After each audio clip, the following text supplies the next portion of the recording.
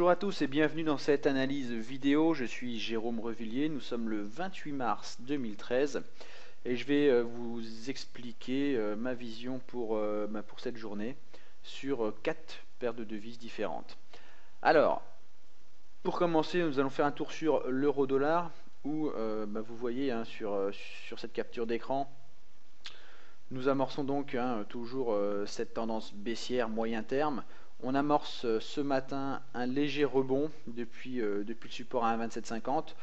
Donc là, pas trop de questions à se poser. Vous allez tout simplement attendre de voir la réaction aux alentours de la prochaine résistance qui se situe vers 1,2825, 1,2830 avec un autre seuil important à 1,2850. Et donc pour aujourd'hui, nous tenterons de jouer la cassure de cette zone pour viser une remontée vers 1,2915 voire 1,2950 si les choses s'accélèrent. A l'inverse, si cette résistance ici devait contenir le rebond qui s'amorce, nous pourrions assister à un repli plus prononcé et un retour sur les 1,2750. Alors pour moi aujourd'hui ma préférence va vers le rebond. J'estime qu'un bon paquet de mauvaises nouvelles est passé. Donc sauf surprise et news vraiment inattendues, ce qui semble pas trop probable pour le moment aujourd'hui, on peut tenter sur un trade très spéculatif bien sûr, le rebond de l'euro-dollar depuis la zone actuelle en dépassement des 1,2830 pour viser 1,2915, 1,2950. Ce sera en tout cas mon pari du jour. Et puis bien sûr, en cas de rupture des 1,2750, on surveillera la réaction. Mais je pense que pour le moment, on devrait rester contenu aux alentours de ce support. Et donc le potentiel de gain est pour moi aujourd'hui à la hausse. Nous passons maintenant à un graphique du dollar américain face au yen japonais, où nous remarquons que la paire est venue s'appuyer sur une zone de support que nous avions identifiée depuis quelques jours aux alentours des 94 yens. Ça nous donne alors une légère oblique ici qui va pouvoir nous servir de repère. Techniquement, elle n'a pas une grande solidité, mais ça va nous servir surtout de repère en combinaison de ce support ici à 93,90. Et ça va être la clé tout simplement de cette fin de semaine.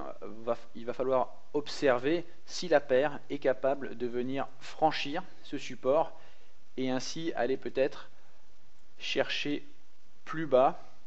Tout d'abord 93,50 mais même 93,10, quelque chose dans ce goût-là qui signalerait vraiment un accès de faiblesse de la paire. Puisqu'en dessous de cette zone, il n'y a vraiment plus beaucoup de support jusqu'à 93,05 qui est vraiment la zone d'objectif à la baisse à court terme. A l'inverse, bien évidemment, encore une fois, une journée où deux scénarios sont tout à fait possibles avec l'incertitude qui règne.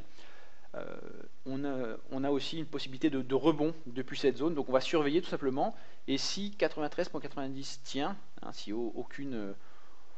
si aucun mouvement ne vient réellement casser nettement cette zone, nous pourrons alors nous positionner pour un rebond à nouveau, dans un premier temps vers 94,40 qui a bien joué son rôle de résistance, puis 94,90 qui est vraiment la zone clé là aussi à moyen terme pour poursuivre la hausse et peut-être retourner sur les 95,50 à horizon de la semaine prochaine. Donc là, deux scénarios. Sur cassure des 93,90, nous viserons un retour sur 93, qui pourrait être assez violent.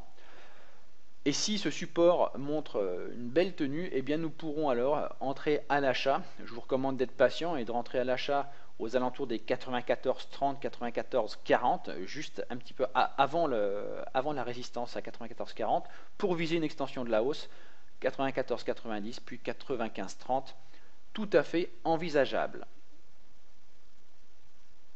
Penchons-nous maintenant sur l'indice lié au CAC 40, le contrat CFD lié au CAC 40, alors qui évolue ce matin de façon assez stable par rapport à hier, Nous sommes aux alentours des 3700 points qui vont servir sans doute de point pivot pour la journée. Nous avons un nouveau seuil diabolique, puisque c'est le seuil des 3666 points qui va nous servir de point de référence pour une nouvelle vente.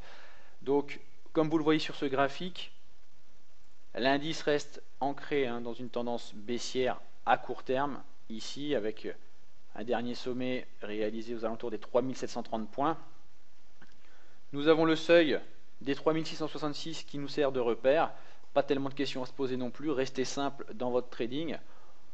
Si l'indice est capable de venir casser ce support, eh bien, cela voudra dire que la baisse peut encore s'accentuer et aller jusqu'à 3610 points, 3600 points, qui est le prochain seuil de support. A l'inverse, en cas de franchissement de cette oblique baissière qui montrerait une certaine remontée des acheteurs, eh bien nous pourrons tenter des achats aux alentours des 3720, 3730 pour viser un retour tout d'abord sur 3768 points, puis aux alentours des 3780 qui me semble déjà un bel objectif dans l'ambiance actuelle. Ça m'étonnerait beaucoup qu'on soit capable de retourner rapidement au-delà des 3800 points. Donc attention, le trade à l'achat est bien sûr complètement contre-tendance et très spéculatif. Je vous recommande la plus grande prudence si vous décidez de tenter le coup.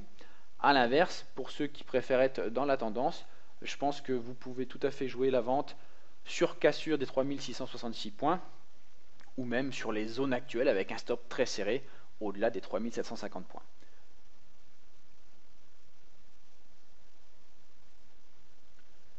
Et enfin, pour finir la série d'analyses de ce matin, je vous propose aujourd'hui de nous pencher sur la livre sterling face au dollar américain.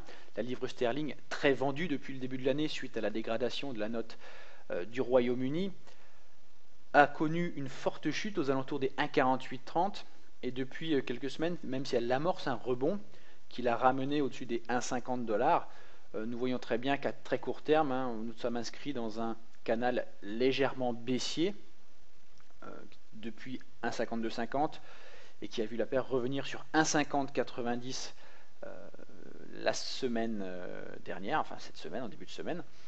Donc ce canal, eh bien, il nous indique que le potentiel reste quand même baissier sur la paire pour le moment. Un des scénarios les plus probables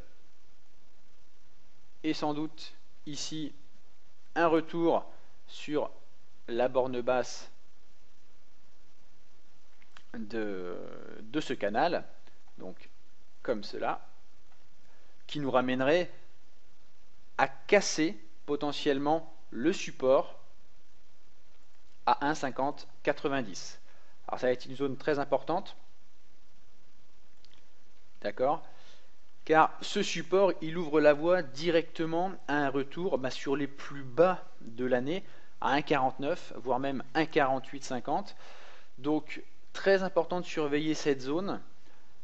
Et si ce repli se confirmait, ça pourrait illustrer et annoncer une nouvelle vague de baisse de la paire. Alors, à l'inverse, un scénario potentiellement très rémunérateur, certes très spéculatif, mais que les plus actifs d'entre vous pourront jouer, c'est tout simplement de tenter d'entrer à l'achat sur la cassure de cette zone ici, aux alentours des 1,5180, qui pourrait permettre, si ça se confirmait, d'avoir tout simplement un rebond assez puissant pour retourner dans un premier temps, pourquoi pas sur les 1,52 et 1,5250, et pourquoi pas même encore plus haut, tout simplement, avec pourquoi pas un véritable rattrapage de la paire qui a quand même été très très travaillé. Alors, très spéculatif, rentrer à l'achat aux alentours des 1,5180 représente quand même un gros risque. Jouer un stop assez serré et surtout une protection du capital très rapide et très précise, mais potentiellement le rebond pourrait être conséquent. A l'inverse, pour ceux qui préfèrent rester dans la tendance, hein, ce qui vous offre un ratio rendement-risque quand même plus intéressant, eh bien, vous pouvez tenter des ventes dès la zone des 1,5130, 1,5120, en cas de cassure de cette zone, pour jouer déjà le retour sur le bas du canal. Pour les autres, encore plus prudents, patienter jusqu'à la cassure des 1,5090, 1,5080, qui là aussi ouvrirait la voie vers une vague de baisse beaucoup plus importante. Donc là aussi, hein, un scénario de suivi de tendance, peut-être plus raisonnable, également un scénario un peu plus agressif de rebond, qui lui sera potentiellement plus rémunérateur et plus rapide.